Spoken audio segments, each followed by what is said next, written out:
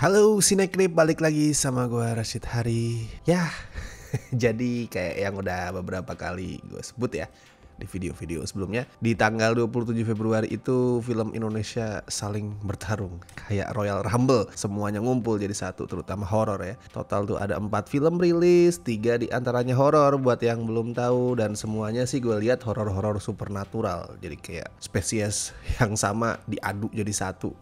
Sudahlah, gue udah terlalu sering protes soal penjadwalan XX1. Oke, dan karena ada 3 horor ya dalam 1 minggu, otomatis nih kami akan bagi tugas. Arya apa, gua apa. Nah, nggak tahu Rangga tuh katanya mau comeback, cuman menyesuaikan kondisi kesibukan dan kesehatan pikiran dia ya.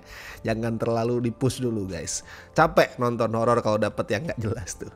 Jadi kita tunggu aja. Nah, yang bagian gua ini adalah sebuah sequel kebetulan. Yang film pertamanya tuh di-review sama Arya sama Rangga waktu itu. Nah, sekarang jatah gua nih, yaitu yang judulnya adalah Iblis Dalam Kandungan 2, Deception. Ini adalah sequel untuk, jelas ya, Iblis Dalam Kandungan 1 yang tahun 2022 kemarin berhasil jadi sleeper hit. Tanpa banyak disangka-sangka orang-orang itu bisa ngumpulin hampir 500.000 penonton. Tepatnya sih 495.000 sekian. Banyak itu untuk ukuran horor yang bukan dari PH gede dan nggak punya budget gede juga. Itu udah sempet gue bahas lah pada saat reaction ke trailernya kemarin. Mungkin banyak dari lo tuh ada yang udah nonton film pertamanya, ada juga yang belum nonton. Nah, buat yang belum nonton kan pasti bertanya-tanya, kira-kira bang, gue apakah harus nonton yang pertama dulu? Itu sering gue denger kalau ada film sequel ya. Pertanyaannya, harus nonton film yang sebelumnya dulu nggak untuk nonton film yang kedua ini? Well, kalau untuk Iblis Dalam Kandungan 2 sih sebenarnya ya ceritanya itu nerusin langsung ending film sebelumnya. Tapi kalau misalkan lu belum nonton yang pertama,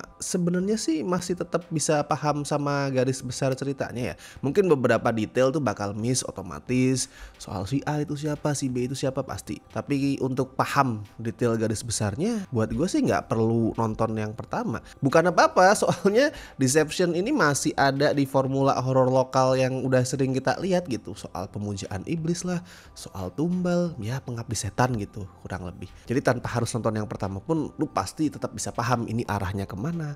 Secara garis besar itu ngomongin soal apa. So, di film kedua ini, ibunya Alani, si Denny Rabiraguna ya, yang namanya adalah Amelia, akhirnya mau melahirkan. Kalau di film pertama kan kandungannya diganggu tuh, diganggu sama demit, diganggu sama sekte. Nah, di sini akhirnya beliau mau melahirkan. Dan BTW karakternya Amelia ini di recast ya. Kalau di film pertama kan yang meranin Nafa Urbah. Nah, kalau di sini jadi Widi Mulia. Gue nggak tahu alasan recastnya kenapa. Pokoknya si Amelia ini udah siap melahirkan lah intinya. Tapi dokter kandungan yang jadi langganan dia itu pindah rumah sakit. Dan buat tetap bisa ditangani sama si dokter itu, Amelia bersedia untuk dirawat di tempat kerja barunya si dokter. Jadi harus dirawat di rumah sakit baru lah intinya. Sebelumnya itu rumah sakit yang ya rumah sakit biasa, sekarang harus pindah ke rumah sakit yang lebih terpencil. Nah, masalahnya ini rumah sakit barunya ini udah aneh. Jadi ada aturan keluarga pasien, keluarga orang yang lagi dirawat di sana termasuk ibu hamil itu nggak boleh nungguin dia. Jadi Alani di sini sama adiknya Vito itu nggak boleh ngejagain ibunya. Besuk boleh sesuai jam besuk gitu, siang, sore boleh.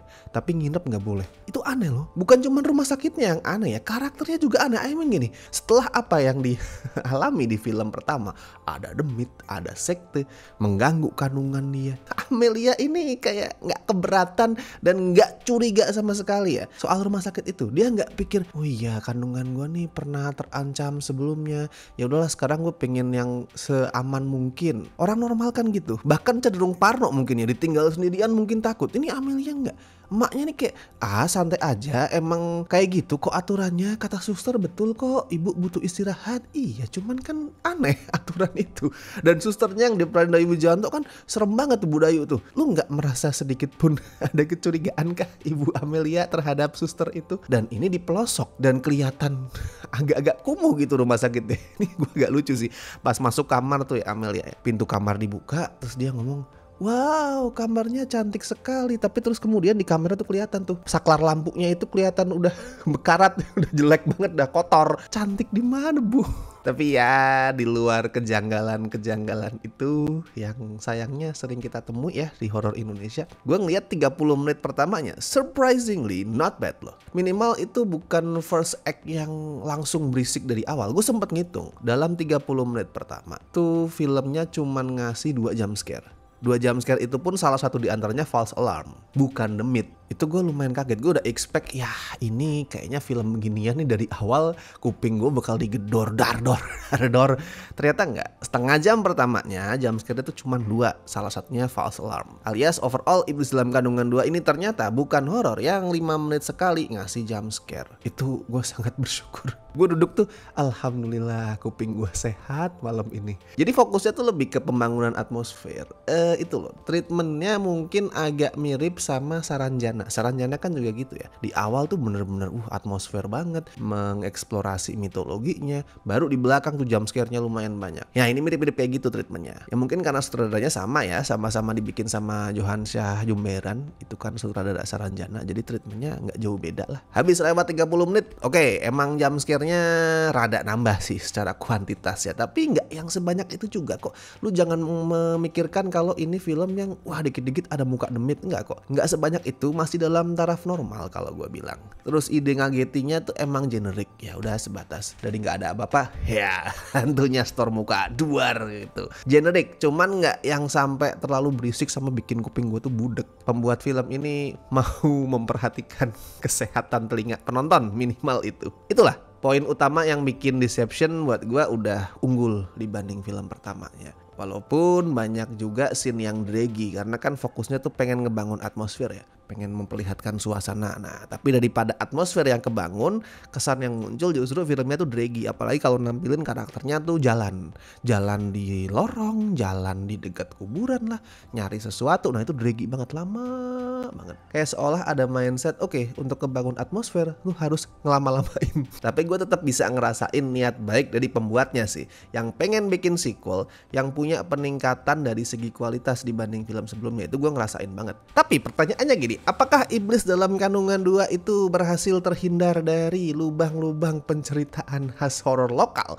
yang akan bikin penontonnya sayangnya belum, masih bertebaran lah poin-poin yang bikin gue tuh haho tuh masih banyak. Kalau gue sebutin satu-satu mungkin akan terlalu panjang. Nih gue list beberapa yang gue inget ya. Misal nih pas ada karakter yang entah gimana somehow caranya gue nggak tahu, dia tuh masih hidup karakter ini, cuman udah tua banget, sakit-sakitan, dan dia itu bisa nemuin si Alani, si Denira Wiraguna dalam wujud roh. Padahal nggak diceritain ini orang punya ilmu kah? Bisa rogoh sukmo atau apa, nggak diceritain kayak gitu. Tiba-tiba aja dia muncul di depannya si Alani, terus si Alani takut, dia ngomong, tenang, aku bukan hantu, aku bukan bagian dari mereka, aku ingin membantumu. Ternyata manusia, tapi bukan manusia dalam bentuk fisik, dalam bentuk I don't know, spirit mungkin, roh. Gue nggak tahu kenapa dia bisa ngelakuin itu. Atau juga soal keterlibatan bapak-bapak polisi di third act-nya ya, itu juga nggak dijelasin. Itu mereka tuh emang udah disogok dari awal atau enggak. Karena lucu aja, di awal tuh polisinya kayak bener-bener pengen membantu karakter utamanya kan. Oh ini pak, ada rumah sakit mencurigakan, ini ngasih tumbal, ini ngambil apa organ tubuh manusia. Bapaknya bener-bener mikir, oke, kita selidiki ke sana. Samperin, ternyata ada surat resmi. Berbaliklah karakter utamanya ditangkap kan sama polisi. Ayo anda ikut kami ke kantor. Nah, tiba-tiba si susternya, si Dayu Wijanto itu nampar si Alani pak di depan para polisi yang cuman ngeliatin. Gue mikir, tapi tadi kayaknya mereka emang pengen menyelidiki tempat ini deh. Kok sekarang lihat ada orang ditampar di depan mata mereka, mereka cuman nggak tahu. Ataukah mungkin sineasnya pengen memberikan kritik ke sebuah organisasi tertentu. Tapi itu bikin gue bertanya-tanya sih. Terus apa ya, ini juga aneh nih, pas klimaks itu jadi karakternya kan mulai berantem sama antagonisnya. Dan satu titik yang berantem itu si Amelia, si ibunya, si Widi Mulia. Dia berantem ngelawan si suster Budayu. Dia berantem itu dalam posisi masih luka, baru aja ngelahirin, belum selesai dijahit. Udah selesai dijahit sih, tapi mungkin belum kering gitu ya. Jadi masih sakit, masih luka-luka. Terus dia berantem tuh sampai gelundung-gelundung di tanah, mau ditusuk sama susternya. Udah dua anaknya, si Alani sama si Vito, Denira sama Adiat ya, cuman berdiri pelonggak-pelonggok di pojok. Dan baru nolongin si Alani itu, baru nolongin di last minute, pas ibunya udah mau Cerok. Anjir, gue pikir ini kan dari awal ditolong juga bisa. Itu bayinya lu kasih ke adek lo, ke si Vito nih ya, Alani ya. Terus kemudian lu tolongin mak lu. Ya dan banyak lagi lah pertanyaan-pertanyaan lain yang mungkin hanya penulisnya dan Tuhan yang tahu. Tapi minimal gue suka sama poin yang coba filmnya kasih. Jadi yang ngasih ancaman utama ke karakternya di sini itu kan ternyata manusia ya. Demit-demitnya ada yang nongol, beberapa demit di kuburan tuh sempet nongol juga.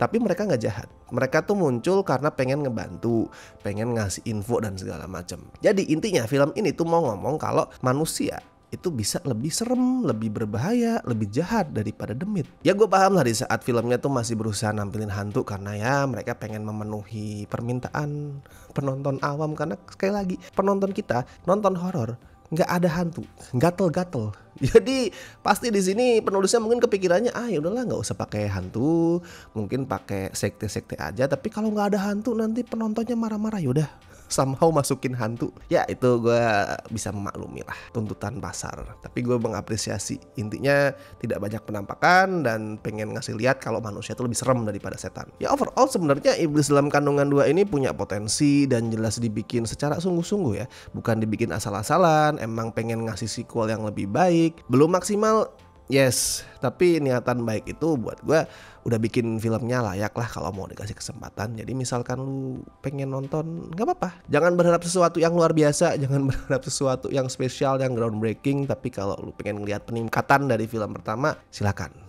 disaksikan, buktikan sendiri ya di bioskop. Dan buat yang udah nonton juga bisa silakan review lo di kolom komentar, tulisin apa lo setuju ini peningkatan atau lo nggak setuju, silakan tuliskan.